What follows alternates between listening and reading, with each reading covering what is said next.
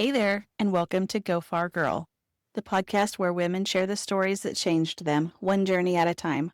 I'm your host, Chantel. I'm a travel writer and a lifelong wanderer, and I believe that every mile we travel brings us closer to the strongest, boldest, most authentic versions of ourselves. Each week, I'll sit down with incredible women to talk about the trips that shaped them, the lessons they learned along the way, and the power of going far in every sense of the word. So grab your coffee, your journal, or your carry-on, and let's dive in.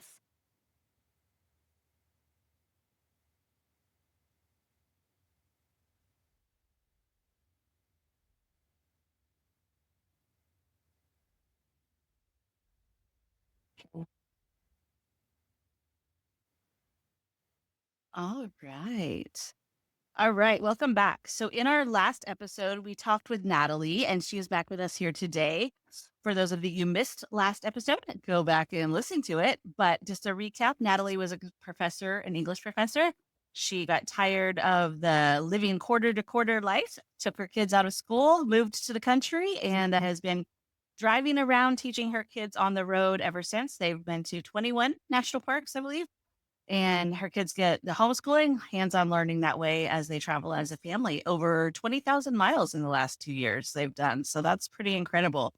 So in the last episode, we talked a lot about the route that led her to the decision of being on the road, of giving up her steady job, things like that. And today I kind of want to talk more about the actual journeys, the destinations themselves. So last year they went on a big trip to the Utah Mighty Five. For those of you that don't know, those are the 5 national parks in Utah, which are some of the finest in the country. You've got Moab, which has Arches and Canyonlands National Park. And then you've got Zion, Bryce Canyon, and the one I always forget, Reef, Capitol Reef. Capitol Reef. So Natalie's going to talk to us more about those, give us her favorite things to do in the parks, why she loves them, why you should go. And I'm going to turn it over to her. Welcome back. I'm so glad you came back to hang out with us again. Yes, I'm glad to be back to talk about all things Utah National Parks. It's really like a different world out there. It's just so beautiful that even if you've seen pictures, I feel like when I went, I was just like, oh my gosh. And I don't know how many times we said it. Oh my gosh. Oh my gosh. It's like Mars. Oh my gosh. It's just so different. So tell me, first off, which is your favorite of the 5? I know. Child, isn't it? Right? No, that's easy. God. I'm Say, I know it's a cliche answer, but I loved Zion. It's just so pretty. It's a favorite for a reason. But I feel like Capitol Reef was my sleeper hit of the 5. Ooh, I love that. Right at Capitol Reef, and you can drag me into anything with a good. So Wait, like in the park, I get the little ranger station, like at the stores, they just have pies. there's this place called the Gifford House, which is part of the Fruita district. And that's where the Mormon pioneers actually settled and then made some incredible things out of this, what seems like would be in a landscape that you could not grow anything. There are still fruit orchards there that you can pick from for free as much as you can eat in the orchards. And then you can buy it and take it home with you, but it's super, super cheap. So they actually take the fruit from the orchards and make these little pies, which they're probably not single serving. Any pie is a single serving. If you're Even hiking, what are you going to do? But yeah, they have these amazing little pies that are for probably 2 or 3 people, or 1 if you're me. And they have a bunch of different flavors, and you wait in line at the Gifford House and you get your little pies and you sit out in front of it. And it was just so unexpected. Where else can you get a pie in a national park? I don't think anywhere. Cool. So, I don't know. yeah. I'm about to go find out because that sounds like a delight. And I haven't been to Capitol Reef, so that's cool.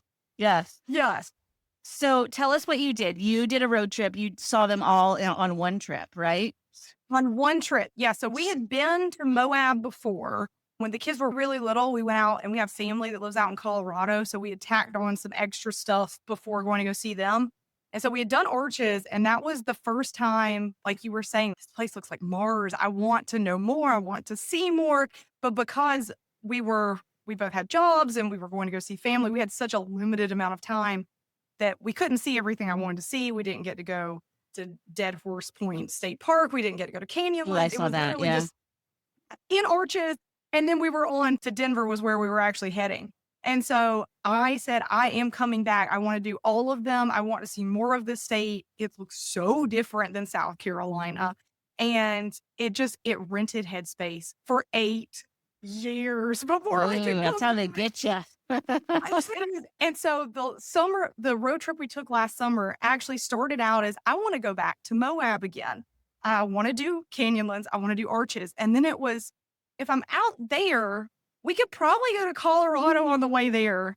And if I'm already in Utah after we go to Moab, I could probably do the rest of the big five.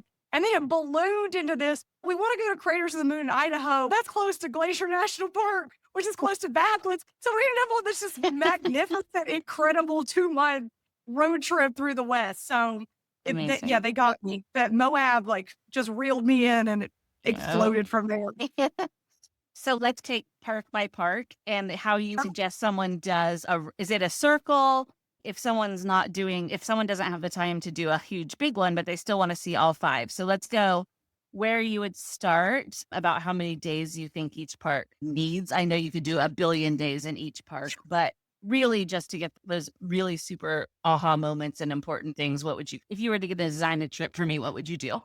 So since we were on a much longer trip, I know that we had flexibility that a lot of people don't necessarily have. Mhm. It was also part of a much longer trip. We were coming in and we did it in a way that I wouldn't recommend the normal person do it because we were coming in from Colorado. And so I guess if you wanted to drive in from Denver, but that's a long way.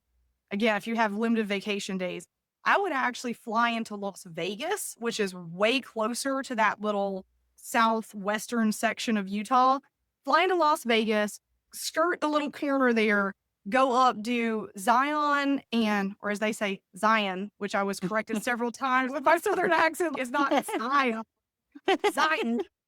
We do Zion and then Bryce Canyon, which are fairly close together, and then go up through Capitol Reef and then around and do Moab and then Arches and Canyonlands. And then you have kind of a long drive on the way back, but you could even hook through like Monument Valley on the way back, do Grand Canyon, and you'd make a big loop But that'd be fun. that way. Yeah.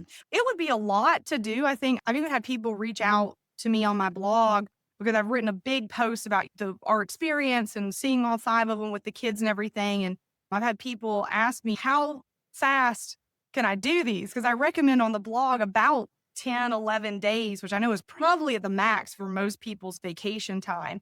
And even that is going to feel like a You're trot on the because move. we Yeah. spent almost 5 weeks there. And I feel like we still had to make really difficult decisions about what we were seeing and how long we were spending it at each place. So unlimited days would be my recommended amount of time to go there. And I know that's not feasible, but I would say that if you could give each park at least 2 days, then you can go in, do at least a good hike or 2. Then you can still go like in Zion. It's almost impossible to go there and not want to go hang out in Springdale a little bit because they've got so many cute little shops and restaurants and things like that. Highly recommend e-biking in Zion. That was something that Ooh. we did while we were there. You get to skip all the shuttle crowds. You don't have to worry about parking. So we just rented e-bikes, went in, and just got to play around in the park the whole time. That's It was amazing.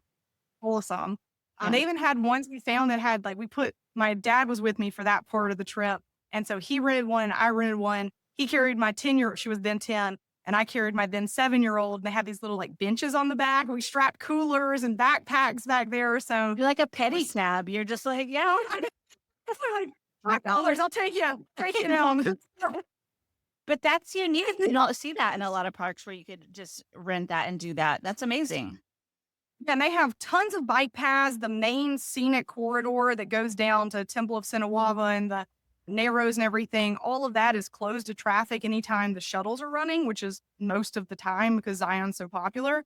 You do have to, if you see a shuttle coming behind you, you do have to pull over just for their safety and yours. But for the most part, you just go and we would see other people on e-bikes and stuff like that, but it was so few people were out there doing it. It was like you had the park to yourself when you were on the road just enjoying the canyons. We saw the endangered California condors while we were out there. It was just, No it was so way. cool. That's such a cool way to I, see a park.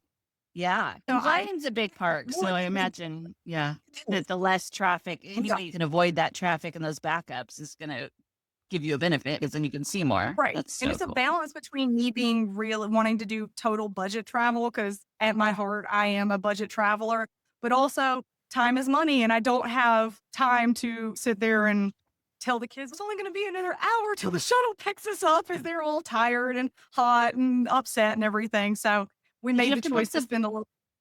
did you have to book the bikes in Yeah. advance? Do you have to rent them ahead of Sure. time or can you show up? We we flew by the seat of our pants. I knew this was a thing you could do. And Okay. so I went and I told to, I believe it was Greater Zion e-bikes, which not an affiliate, just rented it like any other person. They helped me out. They had a bunch of different bikes, ones with baby seats and the ones with the benches that we ended up getting. And they they were very helpful. So yeah, I mean, at high like peak season, I don't know that I would chance it, This, but we that, were going yeah. in the colder season. So there were some people there, but it's not like I've seen lines and lines where people are just waiting for hours for the shuttles and stuff. So it wasn't like that while we were there. But yeah, e-biking through Zion, I feel is the cheat code for that I park and avoiding. I love that. Okay, so let's move to oh wait, in Zion. So where do you stay? If you have a camper or if you don't, what's like the town that you're basing yourself out of for Zion? Yes. So Zion actually had the national park has two campgrounds within it. Watchman is the only one that you can actually stay in right now because the South Campground has been just razed to the ground. They're rebuilding it. There's nothing there. It's just a dirt lot right now. So it'll be a while before that one gets rebuilt. We looked at staying in Watchman inside the national park, but I ended up choosing not to just because I am traveling with little kids. They like to have a pool. They like to have the amenities, Mhm. playgrounds, which the national park campgrounds don't. They just are serving a different group than Sure. me and my kids. So we ended up staying at Zion Canyon Campground and RV Park, which is so close to Watchman that it's on, here's Watchman Campground in the park. Here's Zion Canyon Campground. It's on either side of the Virgin River. Like you can walk across the river Nice. and actually go into the park that way. So we biked or we walked into the Zion National Park via the pedestrian entrance, which was less than a quarter mile from our campground. So I loved it. Best showers that we found on the entire trip were at this Woohoo. campground. Love So it that. was like spa because we have a back camper, but it is so small as to make you challenge. Do I actually need to wash my hair tonight? Is it really that serious? We try to avoid using it unless the kids are just absolutely filthy. And even then, we have an outdoor shower that will hose them down in rather than using the indoor shower because it's so small. It's so small. Yeah. Yeah. That's Yeah, we funny. love that campground. It has amazing views of all of like the big cliffs that are outside Zion, great pool. It felt like summer camp. They had lots of activities, a s'mores pit. We had a great time while we were Oh, there. fun. So Yeah. the next is Bryce. And is that close enough where you could stay in one location and then just drive to Bryce and come back? Or would you move on? So I would probably just for my own personal travel ethos would probably move on, but they are close enough that if you got up really early, you could have a full day in Bryce Canyon and then drive back because I believe they're only about 90 miles apart. You'll have to check Okay. mine on that. We ended up, there is a way to go from Zion up to Bryce, but you have to go through the Zion Mount Carmel Tunnel, which was made in, I want to say, the late 1920s. And we just have a Ford F-150. So it's a larger truck, but it's not like the largest truck that you can get. And just driving through there without the camper, I felt like I was hitting every wall, the ceiling, every other car that was going through there. So you can take your camper, but if your camper is over a certain length and height, which mine is on the cusp, I have a little camper, but it's still fairly tall. You have to get you have to call ahead. You have to tell the rangers to stop the traffic in both directions. Oh And they my have to like gosh. drive down the middle because you can't go on the side because it's like this. It's sloped on the side. So the camper would rub up again. And I just didn't want to deal with all that. So we went Yeah. around the long way to get to Bryce Canyon rather than go through the shorter way, which is the more scenic way, just because I had too much other things going on. I couldn't call a ranger to arrange transport. No, that But yeah, sounds they all, terrible. but there were people that did it. That when we were driving back and forth through the tunnel, doing different hikes in different parts of the park, we actually saw campers pulled over waiting for the moment that the rangers were going to stop traffic for the campers on either end of the tunnel. Interesting. Yeah, it's a mile, like 1.1 miles, and it is very small. Like, you can tell that back in the day in the 1920s, that they were not expecting a Ford F-150 to ever ride over there. Model ladies going through Yeah. there. Yeah. Oh my gosh. What was your favorite thing about Bryce? So Bryce, the hoodoos truly Mhm. look like something off of Mars. I have to say, in all of the traveling that I've done, both here and abroad, I have never seen anything like the amphitheaters with all the hoodoos and that just cascade down. As I mentioned, I think in the last episode, my kids are really into history, particularly they are really interested in Native American history. And so they were delighted to find out that there's a section that actually the Native people there call the Silent City, because they believe that the trickster actually froze the original people who lived there, and that's what the hoodoos actually are. So to this day, whenever we look at the pictures, my kids are like, "Oh, look, it's the Silent City. The people are just waiting to come back to life." I don't know. We just love integrating that kind of Yeah. mythos and just Yeah. creativity into all of that. Um, it really, the hoodoo situation captured my kids' imagination. We walked the rim trail. We actually rented bikes there and we rode the rim trail, and there's a multi-use trail. And they wanted to stop at every overlook. I didn't think they were going to be that into it, because there are some differences in the overlooks, but like not that much. And I would think a 7-year-old would say, "Hey, we just stopped 5 minutes ago. Let's stop again and look at this other slightly different perspective." But Bryce Canyon was startling in terms of just the geology that's there and all the forces that had to come together in order to make the hoodoos what they are today. So yeah, that was not what I was expecting, because like I said, this was the first time I'd ever been to Bryce Canyon. And it's not a canyon, it's amphitheaters. And you're up at the top kind of looking down, and all the hikes go down into the amphitheater, which you also have to be careful about. We try to bite off more than we can chew all the time.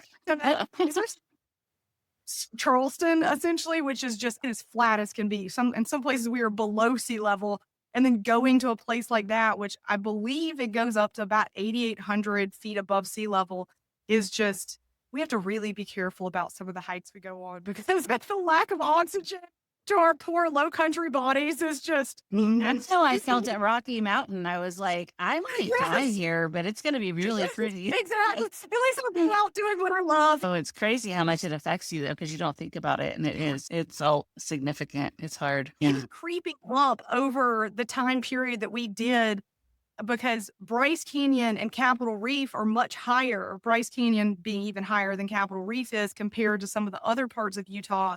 We got up there, was like, oh gosh, whew, it Yeah. shouldn't be wearing out as much as it does. We hiked all day, and we're still just totally out of breath there because of the elevation, but it was worth it. It was so pretty. We loved our time at Bryce Canyon. And there's so much to do around there too. Kodachrome Basin State Park. I don't know if you've ever been there. It is one of those places that, is off the beaten track. It's in Cannonville, which is maybe 20-ish minutes from the park. But like, it is just so pretty. They had archery for the kids to do, and we got to shoot at like this pretend jackalope, and they had little baby archery sets for the kids, and they had a little dinosaur dig where they got to dig for different like stone, like little semi-precious gems and stuff. And they got to Oh, keep it was cool. for free. They had a That's nature fun. trail.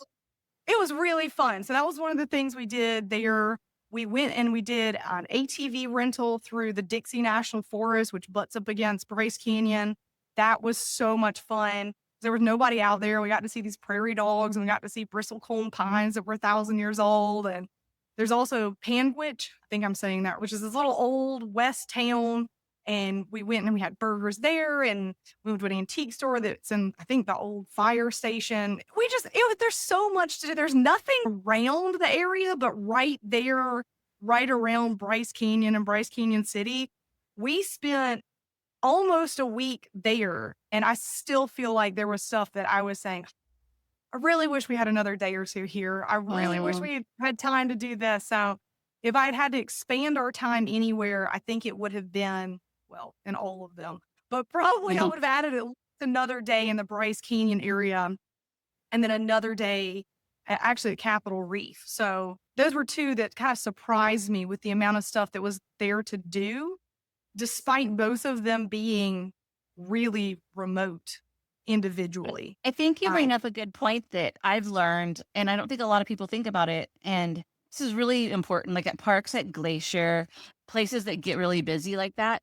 The national forests that are literally the exact same spot as a national park, Yes, you can do hikes without as many people. You can bring your dog on a hike where you can't sometimes right, in the park. All these things, and the river is still the same river that runs through the parks. It's just over here. And there right. are so many other opportunities, and the state parks, especially Utah, has so many great state parks as around those. You really get less crowds, less structure sometimes, less built up tourism places, and you really get to see a lot of cool things. And so I think that's such a good point that other people should think about when you are, especially at these busy parks. Maybe you can't get a permit to go up a certain road or you can't get into a certain hike, but you can go up the road a mile and a half and have an epic experience that's going to be just Absolutely. as pretty. And so I'm glad that you Right. brought that up because I think that's so Yes. important. Yeah. You don't get the little like national park stamp, but if, and I say this as a collector of the national park stamp, sometimes that's not what really matters. Just going I out and know. experience your area and Yeah. seeing it to fullest is worth not getting the stamp or getting the stamp and doing And then all of these other going. things. Yeah. Exactly. So let's talk about Capitol Reef. Right. So I Yes. don't think So a lot of people Capitol, know a lot about that one. yeah. So it is, I believe it and Canyonlands are at the bottom for the number of people who visit. I forget which one. I want to say it's Canyonlands that's I think it is the Canyonlands. Yeah.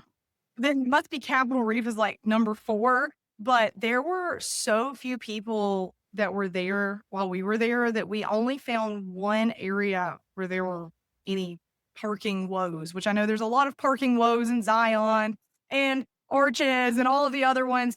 But Capitol Reef, the only time that we had any issues where we had to make the loop around the parking lot was at Hickman Natural Bridge, which it was a fantastic hike. It also shares a trailhead with 2 much longer hikes that are in the area. So the turnover is not as quick as you would think it would be if you're just going for Hickman Natural Bridge, which is less than a mile. So you look and you're like, why are these people, what are they doing on this trail? It's because they're on the 9-mile version that goes Yeah. It's way. all They're day. not. Exactly. You have to be patient. And we actually went past that one, ended up doing a different hike and then came back a different day and were able to find a spot for Hickman Natural Bridge. So, as with any of the parks, be flexible. If it doesn't, you don't hit it the first time. If you have time on your schedule, loop back. Like you can sometimes get really lucky and you pull right in, and there's a spot right there at the trailhead, and you can pop out and be on the trail in 2 minutes. So, maybe you're lucky. I'm not always lucky, but we try anyway. Especially with parking. Exactly. Exactly. So there's the Capitol Reef is funny because it's divided in half by a state road. So when we came in, we were, like I said, we were doing the parks in the reverse order of what I would actually recommend people doing. We were coming down from Moab off of 70 and came through Hanksville. And that whole stretch is amazing. It is so remote and it truly does feel like you're driving. If there was a road on Mars, it would look like this, just out in the middle of nowhere, sign saying, please fill up. There's nothing for another 70 miles or 100 miles. And they're going, please camper tires. Please do what you're supposed to do. Please truck. Don't do anything weird. But if you could get over that anxiety, the scenery is absolutely epic. So we came down, like I said, from Moab through that whole area through Hanksville and ended up, we didn't realize we were in the park until I passed the visitor center because there's no entrance station because it is Oh. a 2-lane public road. And technically, if you're driving through and you're stopping, you're supposed to have your America the Beautiful pass or pre-board pass to have that if a ranger ever asks. there is no cell service in most of the park. So they tell people to take a screenshot and put it in their phone photos because you pulling it up and showing your rate is never going to happen. They're going to charge you. I don't know what happens if they find you and you haven't paid the pass. I don't know. I'm a rules follower. I had my America Beautiful pass like hanging on my dashboard. Do you not see? Here I'm up above board. I've done all this.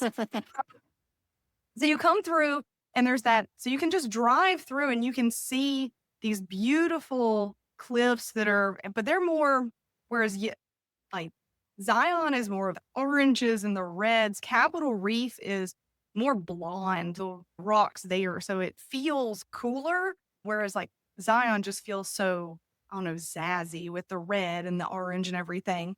But it's also because there are several rivers that flow through what otherwise looks like a desert environment. There's a lot of greenery at the bottom of these cliffs. And a lot of that is thanks to the Mormon pioneers who came and settled there in the late 1800s and really just eked out this existence difficultly, it seems. And they had people there going to the one-room schoolhouse until the end of World War II, I believe, 1945. No So, kidding. yeah, it is so cool because you can actually, like I said, go to the Fruita district, which is where the pies are, and you can see there's the Gifford House, which used to be one of the houses. There's an old barn, which is the really iconic one. If you've ever seen a photo of Capitol Reef, it's the barn, and there's a little road running past it with the cliffs in the background. So you can go see that. And then there's a place I guess like an equipment shed where you can see all the old farm equipment and then all of the fruit orchards that you can go into. And so there's also a one-room schoolhouse that you can't go in, but you can peek in the windows and they have little placards and stuff outside that you can go visit. And so you really get this idea of really how hardy these people had to be, first of all, to even think about, oh, I'm going to cultivate this land that is nothing but rocks and cliffs and dirt. And they turned it into, you can still go eat the fruit there today, which is really cool. So I liked that juxtaposition that in parts of the park, it feels very desert-like, but then you go down into Fruita and there are fruit orchards and there's greenery and there's little deer eating the grass while you're having a picnic. So it's really unique. It doesn't feel like the other parks at all. But it's out in the middle of nowhere, so nobody goes to see it, which is really sad. That's crazy. So then you go down to Moab, and Yeah. then in Moab, you can visit Canyonlands, Arches, and Dead Horse State Park, correct? It's all based right out of there. I was surprised when I went to Arches. It's not a very big park. Arches, it's not really very big. And what I do Yeah. love about Arches is you could hike everywhere, and it's so amazing to get up close to these amazing arches and things like that. But if you can't hike, the road is great too. You can really see a lot of the cool arches and viewpoints and down into the fiery furnace and all of that from your car. So if people Right. can't get out and do those hikes, they can still get that opportunity to check those things out. But if you can hike, you should hike because Yes, it's always. so like you have no idea how big they are until you're just standing there and it's just amazing. Yeah. Yeah, and What to did you think that exists, like, yeah. naturally. No one And built it still and that way. why and what is happening and why is it still Right. there? It's so crazy. You Yeah. always see, oh, this one fell or whatever, but some of those are just even delicate arch. It gets so narrow in certain parts that I can't imagine Right. why it's just chilling. It's just hanging It's out. still just hanging out there and probably Yeah. will be for millions of years. And it's just happened so slowly. But yeah, they do have that sense of just being so delicate in terms of delicate arch. But some of them we went and hiked out to Broken Arch. And even though it's called Broken, like you can tell at one point somewhere along the way that part of the arch sort of fell onto the other one, but it's still holding its weight. Yeah. My kid, I have a picture of them standing underneath it. And that was not the reality of the situation because they're smiling in the photo, but directly before and directly after, they were both just in sheer terror that thing was going to fall and live. And I'm like, y'all, it's like for tens of thousands of years. Today is probably not Hey, that is What are the yes, odds? exactly. But yeah, they loved Broken Arch despite the terror. They liked standing back and looking at it. And then Sand Dune Arch was I was just also gonna ask if you did that one. huge. My We boys went there. loved sand dune. Yeah. It's just a giant sand pit. And it's cool in the middle of the day, even though it's really hot outside. And so we went there on this last trip. We went 3 different times and they loved it so much that Sand Dune Arch became the carrot of, hey, if you're really good, we'll go back to Sand Dune Arch tonight before dinner kind of thing. 'Cause Nice. they just kept asking, can we please go back? Can we please go back? And we would just go and I would just Yeah. sit in the sand, which was cool, and just Yeah. they were Yeah. covered in sand every time, but man, they had a blast. Yeah. Yeah, That was my canoe. boy's favorite too. I love that. Yeah, and we even had a pool at the campground that we stayed at and a playground, and Yeah. they just wanted a giant natural sandbox and sand dunes. That's amazing. Did you like Canyonlands? How did you feel about that? Canyonlands, it was I enjoyed it is the short answer. The long answer is that it is so big as to be overwhelming. And hard. Yeah. Yeah, and to figure out in this gigantically vast landscape, one, what am I willing to do with my kid out here in the middle of nowhere? And two, how can I accurately, in any way, kind of experience this? Because you have the Mhm. 3 different districts. One of the maze I have never been to because it is so, we actually passed the entrance to it on the way from Moab around as we were headed to Hanksville. Like it was that far to get to the other Wow. side of Canyonlands. But then the Needles and the Island in the Sky, even those are what, an hour and 15 minutes apart. And it's Mhm. still, they're still right there as the crow flies. They're not that far apart, but because there's no bridges over any of the rivers in the park, have to go way Yeah. around to get to each one of them. So that was one of the places that I thought if I come back and it's nice and cool and we're all like in hiking, like we could just knock ourselves out in terms of seeing this place. It is amazing that we have canyonlands and that much area has been protected and put aside just for recreation. But at the same time, it can be intimidating for a first time visitor to be like, where do I start with this whole Yeah. thing? So, I love you know, Canyonlands though, watching the layers of the rocks and all the yes, different the colors, how they change. And a ranger was telling us this is prehistoric, this is and all the layers of the different ages. And so it was neat to be able to date those and watch it change as the yes, colors changed on the canyons. And so that was pretty fun to learn about yeah, all the different. yeah. Yeah, I think if I could ever crack Canyonlands, really go just spend 3 or 4 weeks going to as much of it as I possibly could, I think that could easily be my favorite part because there just Yeah. feels like there's so much there that you just can't really do in 5 to 7 days of doing that Right. and other It's mo not a drive through like Arches. You No, have to get down and dirty and get into it to, yeah. like that because it wasn't very busy when we went. And, because it's not a drive through, like you said, you really are forced to get out and say, okay, how am I going to experience this? How am I going to place myself into this and make my experience matter past, oh, look, there was the Green River overlook. I think we passed the sign. Actually Yeah. have to Yeah.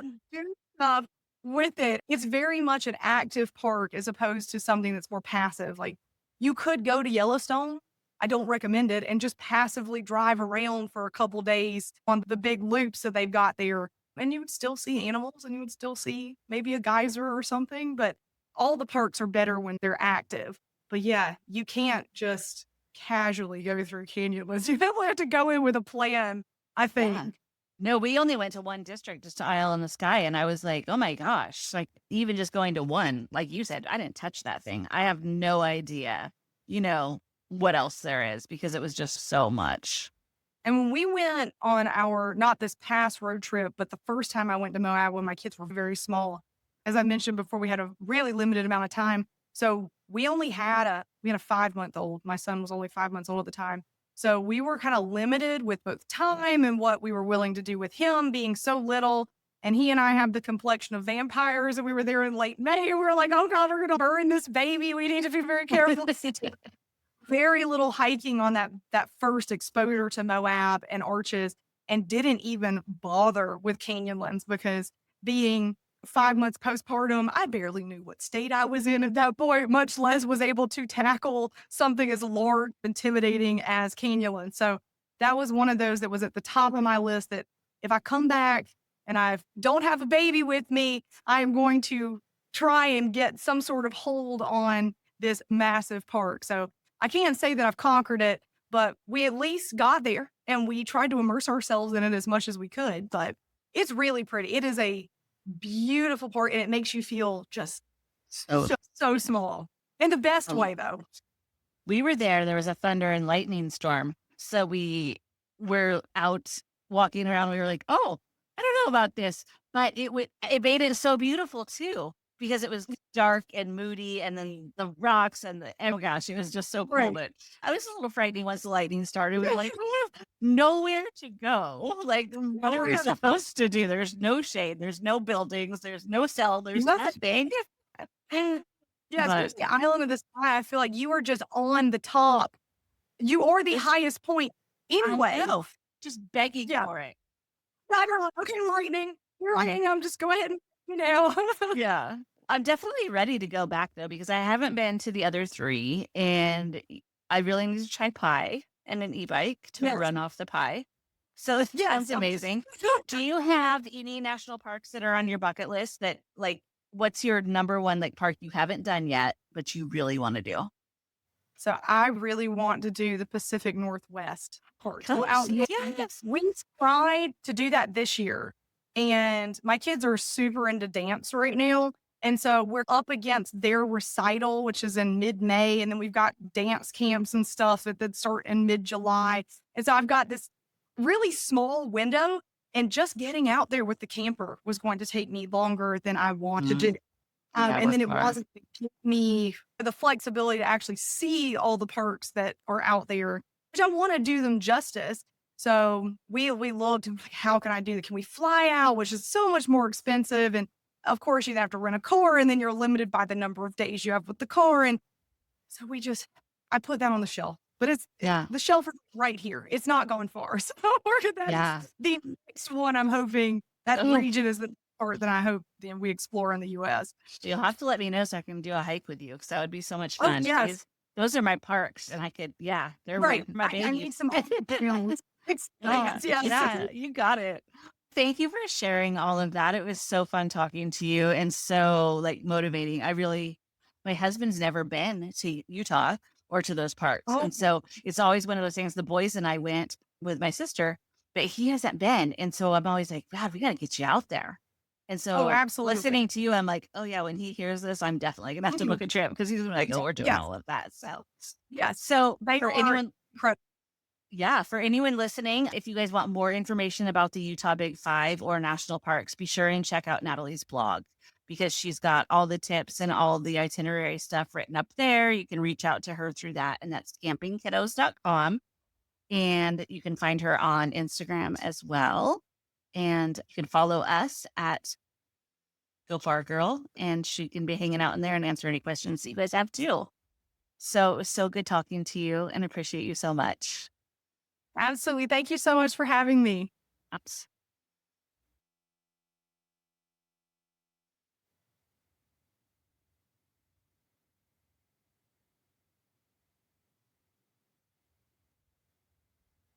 Thanks so much for listening to Go Far Girl. If this episode made you smile, dream a little bigger, or realize it's never too late to book the trip, I'd be so grateful if you'd share it with a friend.